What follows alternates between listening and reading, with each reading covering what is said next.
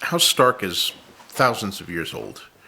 They have ruled the North going back into the mists of time.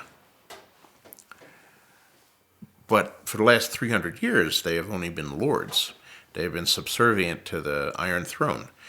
When Aegon the Conqueror came, and he conquered most of the southern kingdoms, Torrhen Stark had come south with a large army of Northmen to confront him. But after the Field for Fire, he knew it was doomed, and so he knelt. And he was the last king of the North, and the first who was simply Lord of Winterfell and a vassal of the Iron Throne, ruling as a secondary ruler, subject to the laws of the Targaryens. But that was only 300 years ago. Before that, you have thousands of years of history in which the Starks were kings. At the time of the scene we're talking about, the Targaryens have been deposed.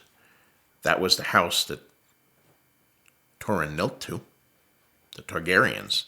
The Baratheons have effectively been deposed because Robert is dead, and the new king, Joffrey, is not in fact actually his heir, but is pure Lannister. And the Lords of the North and the Lords of the Riverlands, who are present at the same time, who are allied with Robb Stark by virtue of his mother and that whole House Tully bloodline, don't see why they should be subject to this Lannister king. Why make a peace and just go back to being a lord?